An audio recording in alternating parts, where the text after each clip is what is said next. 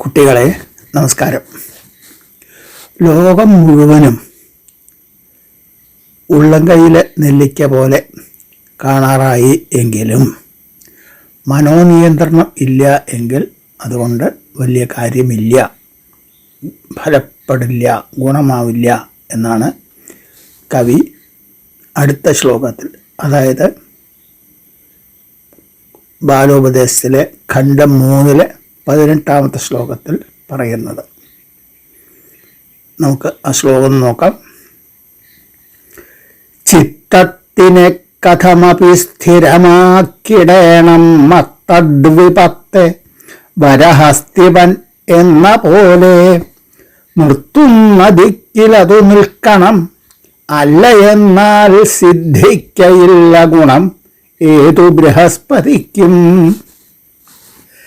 മത്തദ്വീപത്തിനെ വരഹസ്തിപൻ എന്ന പോലെ ചിത്തത്തിനെ കഥമപി സ്ഥിരമാക്കിയിടണം, നിർത്തുന്ന ദിക്കിൽ അത് നിൽക്കണം, അല്ല എങ്കിൽ ഏത് ബൃഹസ്പതിക്കും ഗുണം സിദ്ധിക്കയില്ല എന്നാണ് ഇതിൻ്റെ അന്വയം വരിക.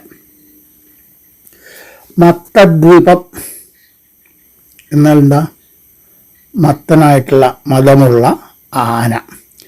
ദ്വീപം എന്ന് പറഞ്ഞാൽ ദ്വാഭ്യാം ശുണ്ഡാമുഖാഭ്യാം പിബതി, അത് കാരണമാണ് ദ്വീപം എന്ന പേര്. അതായത് രണ്ടുകൊണ്ടും, തുമ്പിക്കൈ കൊണ്ടും പിന്നെ വായ കൊണ്ടും കുടിക്കും എന്നുള്ളതാണ്.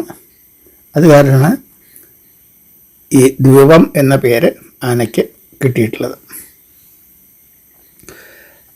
അങ്ങനെ ഉള്ള മത്തദ്വീപം, മത്തനായുള്ള ദ്വീപത്തെ, മതമുള്ള ആനയെ വരഹസ്തിപൻ, വരൻ എന്ന് പറഞ്ഞാൽ ശ്രേഷ്ഠൻ, ഹസ്തിപൻ എന്ന് പറഞ്ഞാൽ പാപ്പൻ.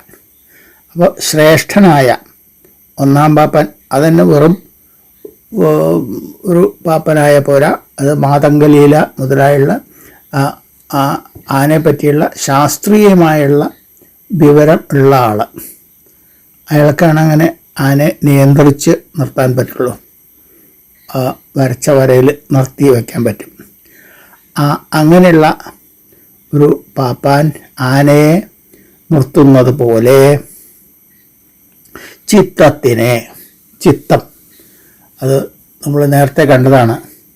ഷഡ്രിപൂക്കളൊക്കെ വല്ലാതെ അതിനെ ബാധിക്കുന്നതാണ്. മനോരോഗങ്ങൾ വരും, മനസ്സിനെ കീഴടക്കാൻ. 6 ശത്രുക്കളാണ് എന്നൊക്കെ വളരെ വിസ്തരിച്ച് കവി പറഞ്ഞെന്നാണ്. അതിനെ കഥമപി, ഏതെങ്കിലും വിധത്തിൽ, ഏനകാനപ്രകാരേണ അതിനെ നിലയ്ക്ക് നിർത്തണം, സ്ഥിരമാക്കി വേണം എന്ന് പറഞ്ഞെങ്കിൽ സ്ഥിരമാക്കി വെക്കണം. അങ്ങനെ അങ്ങോട്ടും ഇങ്ങോട്ടും ഓടിയാൽ പറ്റില്ല എന്നർത്ഥം. അതുപോലെ ആക്കി വെക്കണം. പിന്നെ നിർത്തുന്ന ദിക്കിൽ അത് നിൽക്കണം. ഒരിടത്തിൽ നിർത്തിക്കഴിഞ്ഞാൽ പിന്നെ അത് അങ്ങോട്ടും ഇങ്ങോട്ടും ഓടിപ്പോകരുത്, അത് അവിടെ നിൽക്കണം. അപ്പോൾ നല്ല പാപ്പാന്മാർ ഈ ആനയുടെ ഒരു കാലുമ്പിൽ ഒരു വടിയിട്ട് വെച്ച് കഴിഞ്ഞാൽ പിന്നെ ആ കാല് അനക്കില്ല. ബാക്കി 3 കാലുകൾ മാത്രമാണ് ആന അനക്കുള്ളൂ. അങ്ങനെ അനങ്ങില്ല അവിടെ നിന്നാണ് അർത്ഥം. അതുപോലെ വേണം മനസ്സിനെ, ചിത്തത്തിനെ ഏതെങ്കിലും വിധത്തിൽ, ഏനകേന പ്രകാരേണ എന്നാണ് പറയാത്, കഥമപി, ഏതെങ്കിലും വിധത്തിൽ അതിനെ മനസ്സിൽ ഉറപ്പിച്ച് സ്ഥിരമായിട്ട് നിർത്തണം. അതില്ല എങ്കിൽ എന്താ ഉണ്ടാവുക എന്നുള്ളതാണ്. സിദ്ധിക്കയില്ല ഗുണം, അത് ഒരു ഗുണവും കിട്ടില്ല. അതുകൊണ്ട് യാതൊരു ഫലവും ഉണ്ടാവില്ല. മനസ്സങ്ങോട്ടും കൂടി ഓടിപ്പോവുകയാണെന്ന് വെച്ചാൽ അതുകൊണ്ട് പിന്നെ യാതൊരു ഫലവുമില്ല. ഏതു ബൃഹസ്പതിക്കും, എത്ര വലിയ ബുദ്ധിമാനായിക്കോട്ടെ, ബൃഹസ്പതി ആരാ? ദേവന്മാരുടെ ഗുരുവാണ്. അപ്പോൾ ദേവന്മാർ തന്നെ മഹാബുദ്ധിമാന്മാരാണ്, കേവന്മാരാണ്. അപ്പം അവരുടെ ഗുരുവായിരിക്കണം വെച്ചാൽ അതിഗംഭീര ബുദ്ധിയും സാമർഥ്യവും ഉള്ള ആളാവണം. അപ്പം അഗാധ ചിന്ത, പിന്നെ കാര്യങ്ങളെക്കുറിച്ച് അറിവ്, അഭിപ്രായം, അതിനൊരു ഉറപ്പ്, സർവജ്ഞൻ ഒക്കെ പറയില്ലേ, അത്രയും കേമനായിട്ടുള്ള ആളാണ് ബൃഹസ്പതി. ആ ബൃഹസ്പതിക്ക് പോലും ഗുണം ഉണ്ടാവില്ല, ഉപകാരം ഉണ്ടാവില്ല, യാതൊരു ഫലവും ഉണ്ടാവില്ല.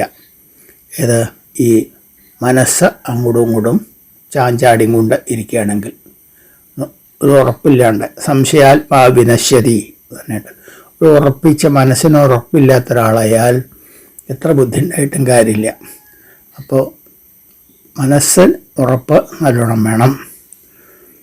ബുദ്ധിയും അറിവും ഉണ്ടായാലും മനസ്സിനെ നിഗ്രഹിക്കാനുള്ള കഴിവ് ഇല്ലാതെ എന്ത് ബുദ്ധി ഉണ്ടായിട്ട് ഫലമില്ല. മനോനിഗ്രഹം സാധിക്കണം കുട്ടികളെ എന്നാണ് കവി ഇതിൽ കൂടെ അവസാനമായിട്ട് ഒരു ഉപസംഹരിക്കണ പോലെ പറഞ്ഞു തരണം. ഷഡ്രിപുക്കളെ പറ്റി വളരെയധികം വിസ്തരിച്ച് പറഞ്ഞതാണ് അദ്ദേഹം. മനസ്സിനെ അടക്കി നിർത്തിയാലേ ബുദ്ധിയുള്ളവനും ഗുണം വരൂ എന്ന് ചുരുക്കം. നമുക്ക് ഈ ശ്ലോകം ഒന്നുകൂടി ചൊല്ലാം. ചിത്തത്തിനെ കഥമപി സ്ഥിരമാക്കിടേണം മത്തദ്വിഭക്തെ വരഹസ്തിവനെന്ന പോലെ.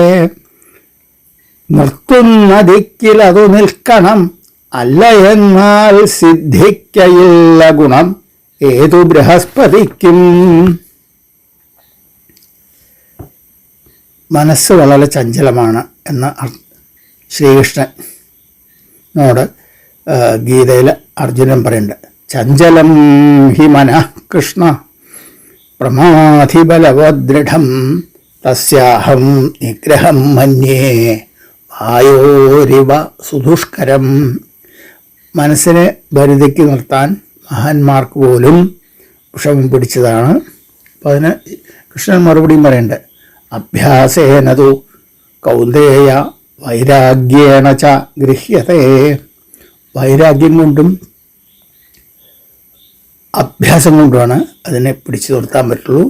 അതിന് കുറച്ച് മെനക്കെട് തന്നെ വേണം എന്ന് പറയുന്നുണ്ട്. അപ്പോൾ മനോനിഗ്രഹം വളരെ പ്രധാനപ്പെട്ടതാണ്. മഹാന്മാർക്ക് പോലും വളരെ വിഷമം പിടിച്ചതാണ്.